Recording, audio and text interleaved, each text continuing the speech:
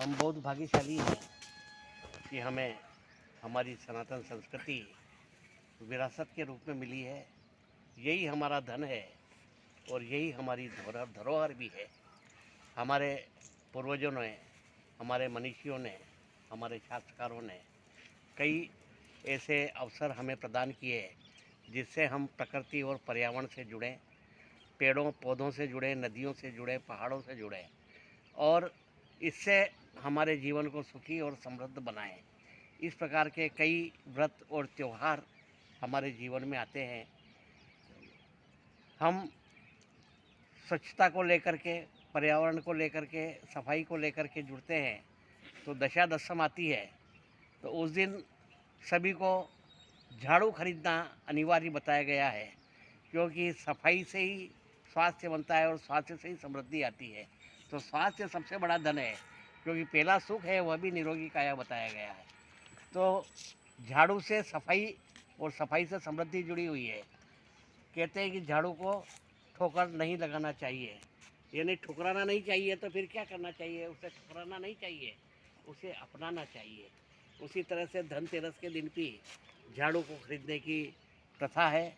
यह जो झाड़ू बुहारी है इसे लक्ष्मी माना गया है और यह जिस घर में घूमती है उस घर में लक्ष्मी का वास होता है। इसलिए हमने वट सावित्री के दिन महिलाओं ने वट की पूजा की, क्योंकि यह वट वृक्ष जो है हमें ऑक्सीजन देता है और ऑक्सीजन से हमें जीवन मिलता है। उसी तरह से दशम के दिन भी महिलाएं पीपल की पूजा करती है। पीपल सर्वाधिक ऑक्सीजन उत्सर्जन करने वाला वृक्ष है और उस दिन उसकी पूजा करके, परिक्रमा करके और दशा ग्रहण करती है। यह इसके बाद में हम वर्ष के पहले दिन वर्ष प्रतिपदा को नीम और मिश्री का सेवन करते हैं। तो नीम का सेवन करना यह भी शारीरिक व्याधियों को दूर करने वाला और दीर्घायु को प्रदान करने वाला है। समुद्र मंथन में जो 14 रत्न निकले थे उसमें 14वां रत्न नीम को माना गया है, क्योंकि नीम आयु और आरोग्य को प्रदान करने वाला है। आज इसी कड़ी में एक महत्वपूर्ण त्यौहार है जिसे हम आंवला नवमी के नाम से जानते हैं। आज के दिन महिलाएं घर में भोजन में आंवले का कोई भी व्यंजन बनाती है, चाहे वो सब्जी बनाए, चाहे उसका मुरब्बा बनाए। आंवला किसी भी तरह से खाया जाए उसका विटामिन सी कभी नष्ट नहीं होता है। दूसरी बात यह है कि उसके वजन के बराबर विटामिन सी उसके अंदर होता है और विटामिन सी जो है हमारे शरीर के लिए बहुत लाभदायक होता है।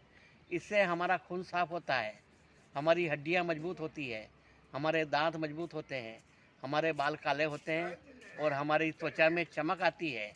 हमारा भोजन अच्छी तरह से पचता है और यह आंवला को भीषक में अमर फल भी कहा गया है। इसलिए इस आंवले को दैनिक जीवन में उपयोग के लेने के लिए त्यौहार के रूप में जोड़ा गया।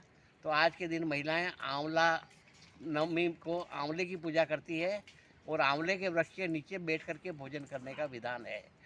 तो यह आज का दिन जो आंवला नवमी है ये हमें प्रेरणा देता है कि हमारे जीवन में हम, हमारे भोजन में हम आंवले को यदि स्थान देंगे तो हमारा शरीर स्वस्थ रहेगा, हम दीर्घायु रहेंगे, हमारी हड्डियां और दांत मजबूत रहेंगे, बाल काले रहेंगे, त्वचा में चमक रहेगी और हमारे शरीर में किसी प्रकार की बीमारियां जो घर करती है, रोग प्रतिरोधात्मक क्षमता इससे बढ़ती है। यदि आपने आंवला खाया और उसके बाद में पानी पियो तो ऐसा लगता है कि ये मीठा पानी पी रहे हैं, इतना पानी मीठा हो जाता है।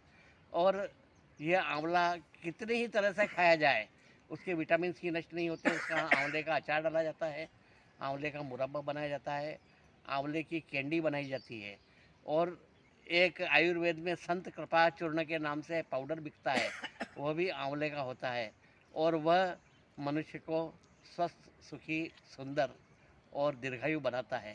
तो आज का दिन आंवले की वृक्ष को लेकर, आंवले के फल को लेकर समर्पित है।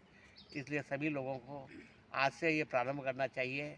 आंवले का मुरब्बा डाल दिया जाए और एक आंवला का मुरब्बा, एक आंवला रोज़ यदि इसको कोई निहार पेट खाएगा तो वह सभी बीमारियों से मुक्त होकर के स्वस्थ, सुखी और दीर्घायु जीवन प्राप्त करेगा। ऐसा भीषक में लिखा हुआ है।